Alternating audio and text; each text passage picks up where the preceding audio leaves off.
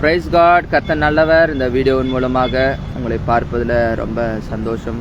கர்த்தர் நம்முடன் இருக்கிறார். இதனால் ஒரு வசனம், நீதிமொழிகள் 25ஆம் அதிகாரம் 11ஆம் அதிகாரம் 25வது வசனம். உதார குணமுள்ள ஆத்துமா செழிக்கும், எவன் தண்ணீர் பாய்ச்சுகிறானோ அவனுக்கு தண்ணீர் பாய்ச்சப்படும். ஒரு அருமையான வசனம் பாருங்க. நாம் வாழ்க்கையில் செழிக்க வேண்டும் என்று தேவன் விரும்புகிறார்.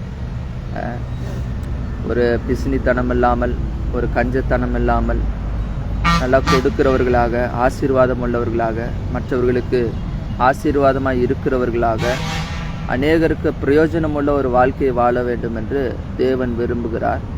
அதுக்காக தான் ஆண்டவர் நம்மை ரட்சித்திருக்கிறார், நம்மை தொட்டிருக்கிறார். இதற்கு நம்ம முக்கியமாக ஒரு நல்ல ஆட்டிடியூடு பைபிளில் சொல்லப்பட்டிருக்குது பாருங்கள். நீதிமொழிகள் அருமையான புத்தகம், நாம் அதை வாசிக்க வேண்டும். அதில் ஒரு கோட்பாடு சொல்லப்பட்டிருக்கு. எவன் தண்ணீர் பாய்ச்சுகிறான் அவனுக்கு தண்ணீர் பாய்ச்சப்படும், எவன் விதைக்கிறானோ, எவன் கொடுக்கிறான் அவன் ஆசீர்வதிக்கப்படுவான். வாரி இறைத்தும் விருத்தி அடைவாரும் உண்டு, அதிக பிசினித்தனம் பண்ணியும் வறுமை அடைவாரும் உண்டு. அப்போது நம்ம விருத்தி அடையணும், பெருகணும், செழிப்பாக இருக்கணும்னா நம்முடைய ஆட்டிடியூடு, பழக்க வழக்கம் நாம் கொடுக்கிறவர்களாக இருக்க வேண்டும். மற்றவர்கள் ஆசீர்வாதமாக இருக்கணும். அப்படிப்பட்ட ஸ்பிரிட் நமக்குள்ளே வளரணும் பாருங்கள். கொடுக்குற ஆவி, மற்றவர்களுக்கு கொடுக்கணும், மற்றவர்கள் நல்லா இருக்கணும், மற்றவர்கள் ஆசீர்வாதமாக இருக்கணும், மற்றவர்கள் செழிப்பாக இருக்கணும், மற்றவர்கள் முன்னேற வேண்டும், மற்றவருடைய முன்னேற்றத்தை நான் உதவி செய்ய வேண்டும். இதான் பாருங்கள், ஒரு செழிப்பின் சிந்தை, ஒரு ஆசீர்வாதத்திற்கான ஒரு பாதை, ஒரு செழிப்பான ஒரு பாதைக்கான ஒரு ஆட்டிடியூடு பாருங்கள். அநேகருடைய வாழ்க்கையில் கிறிஸ்தவர்களாக இருக்கிறாங்க, ஆண்டவருடைய பிள்ளைகள். ஆனால் ஏன் வாழ்க்கையில் செழிப்படையலைன்னா அவங்களுக்குள்ள ஒரு கிவிங் ஸ்பிரிட், ஒரு கிவிங் ஆட்டிடியூடே கிடையாது பாரு. கிவிங் ஆட்டிடியூட்னா எனக்கு என்ன கிடைக்கும், எனக்கு என்ன அங்கே போனால் என்ன கிடைக்கும், நான் எதை பெற்றுக்கொள்ளுவேன், இப்படி தான் இருக்குது. அதனாலே வளர்ச்சி அடைய முடியல பாரு. நான் என்ன கொடுப்பேன், நான் தேவனுக்காக என்ன செய்ய முடியும், தேவனுடைய ராஜ்யத்தில் நான் என்ன செய்ய முடியும். கர்த்தருக்காக நாம் பணத்தை விதைக்கலாம், நேரத்தை விதைக்கலாம், ஜனங்களுக்காக நாம் உதவி செய்யலாம், பணத்தை கொடுக்கலாம், 4 பேருக்கு ஏதோ ஒரு விதத்தில் நாம் நன்மையாக இருக்க முடியும், ஆசீர்வாதமாக இருக்க முடியும். பாருங்கள், இதெல்லாம் இருந்துச்சுனாவே, இந்த மாதிரி ஒரு ஸ்பிரிட் இருந்துச்சுனாவே நம்முடைய வாழ்க்கை செழிப்பானதாக மாறிவிடும். அதுதான் உதார குணம். அப்படின்னா ஒரு நல்ல ஜெனரஸ் ஸ்பிரிட் நமக்குள்ளே வளரணும் பாருங்கள். கஞ்ச ஸ்பிரிட்டாக இருக்கக்கூடாது. நிறைய பேர் பார்த்தீங்கன்னா ரொம்ப கஞ்சனுங்களாக இருப்பான். எவனுக்கும் எதுவும் கொடுக்க மாட்டான், ஆசீர்வாதமாகவும் இருக்க மாட்டான். எப்படி பிடுங்கலாம், எப்படி நான் மட்டும் நல்லா இருக்கணும், எப்படி சுயநலமாக வாழணும், என் பிள்ளைங்க நல்லா இருக்கணும், நான் நல்லா இருக்கணும் அப்படின்னு சொல்லி போட்டு 10 பேர் கெடுக்கிற வாழ்க்கையில், கெடுக்கிற காரியத்தில் மக்கள் ஈடுபடுறதை பார்க்குறோம். அதுதான் பாவத்தின் சுபாவம். எவன் எப்படி கெட்டு போனான்னா நான் நல்லா இருக்கணும், எவன் எப்படி கெட்டு போனான்னா நான் ஆசீர்வாதமாக இருக்கணும். அதுக்காக எதை வேணால் செய்யக்கூடிய ஒரு உலகமாக இந்த உலகம் இருந்து கொண்டு இருக்கிறது. இப்படிப்பட்ட மக்கள் மத்தியில் நாம் மற்றவர்கள் மேலே அன்பு செலுத்துகிறவர்களாக, மற்றவர்கள் மீது உதவி செய்கிறவர்களாக, கரிசனை உள்ளவர்களாக, மனதுருக்கம் நிறைந்தவர்களாக, அன்புள்ளவர்களாக, மற்றவர்களுக்கு உதவி செய்கிறவர்களாக, அநேகருக்கு ஆசீர்வாதம் உள்ளவர்களாக மாற வேண்டும் என்று நாம் கர்த்தர் விரும்புகிறார். தேவனும் கொடுக்கிறவர், அவர் ஏராளமாய் கொடுக்கிறவர். தன் ஜீவனை கொடுத்தார், இரத்தத்தை கொடுத்தார். நாமளும் தேவ பிள்ளைகளாக நாம் தேவனுடைய ராஜ்யத்தை, பணத்தை விதைக்கலாம், நேரத்தை விதைக்கலாம், ஜனங்களுக்கு நீங்கள் கொடுக்கலாம், உதவி செய்யலாம், ஆசீர்வாதமாக இருக்கலாம், ஒரு வழியை காண்பிக்கலாம், கிறிஸ்துவை வெளிப்படுத்தலாம், சுவிசேஷத்தை வெளிப்படுத்தி 4 பேரை ரட்சிப்புக்குள்ளே கொண்டு வரலாம். இப்படிப்பட்ட இருதயம் நமக்குள்ள வளரும் பொழுது நாம் நிச்சயமாக ஆசீர்வாதமாக இருக்கும்.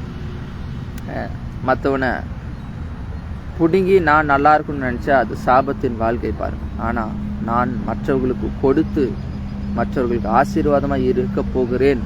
அப்படிப்பட்ட ஒரு முடிவு பார்த்திங்கன்னா ஒரு செழிப்பின் சிந்தை. இதுதான் பாருங்க பவுல் எழுதுகிறார்.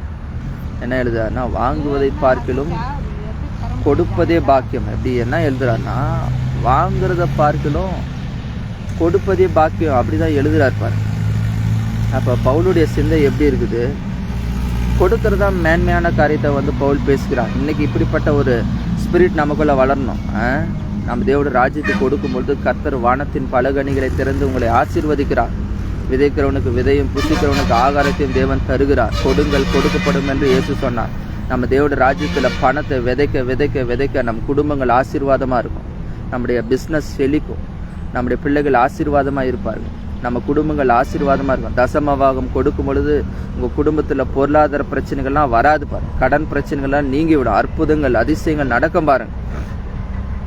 அதனால இந்த நாளில் நாம் ஆசீர்வாதமாக இருக்க வேண்டும் என்று விரும்புகிறார். அதனால தேவனுக்கு நேரத்தை கொடுங்கள். பல மணி நேரம் தேவனுடைய சமூகத்தின் நேரத்தை செலவழிங்க. அது பெரிய ஆசீர்வாதம். உங்களுக்கும் உங்கள் குடும்பத்திற்கும் உங்கள் சந்ததிகளுக்கே பெரிய ஆசீர்வாதம். அதே சமயத்தில் நாம் பணத்தை விதைக்கலாம், ஜனங்களுக்கு நேரத்தை விதைக்கலாம். இதெல்லாம் விதைக்கும் பொழுது நம்முடைய குடும்பமே ஆசீர்வாதமாக இருக்கும். அதுக்கு தான் ஆபிரகாமுக்கு தேவன் சொன்னார், உனக்குள் பூமியில் சந்ததிகள் ஆசீர்வதிக்கப்படும். அப்போ நாம் ஆசீர்வாதமாக இருக்க வேண்டும் என்று தேவன் விரும்புகிறார். அதனால் இப்படி நான் கொடுப்பேன், ஆசீர்வாதமாக இருப்பேன், தேவனுடைய ராஜ்யத்துக்கு கொடுப்பேன், ஜனங்களுக்கு உதவி செய்வேன், ஜனங்கள் வாழ்க்கை தரத்தை உயர்த்துவதற்கு என்னால் முடிந்ததை நான் செய்வேன் என்று சொல்லி இந்த உலகத்தில் உதவியற்றவர்கள் இருக்கிறார்கள், வேதனையுள்ள மக்கள் இருக்கிறார்கள், கண்ணீருள்ள மக்கள் இருக்கிறார்கள். இவர்களுக்கு நான் எப்படி ஆசீர்வாதமாக இருக்க வேண்டும் என்று சொல்லி நாம் தொடர்ந்து மற்றவர்களுக்கு நீங்கள் அன்பையும் இரக்கத்தையும் மனதுருக்கத்தையும் கொடுத்து நல்ல வார்த்தைகளை கொடுத்து அவர்களை பலப்படுத்தி ஊக்குவிக்கும் பொழுது கர்த்தர் நிச்சயமாகவே உங்களை ஒரு ஆசீர்வாதத்தின் வாய்க்கால்களாக தேவன் உங்களை மாற்றுவார். And we are the channels of blessings. நாம் ஆசீர்வாதத்தின் வாய்க்கால்களாகவும் ஊற்றுகளாகவும் இருக்கிறோம். மற்றவங்ககிட்ட எப்படி பிடுங்கி பெரியாளாகணும்னு நினைக்கிறத விட மற்றவர்களுக்கு கொடுத்து நாம் இந்த உலகத்தில் ஆசீர்வாதமாக இருப்போம்.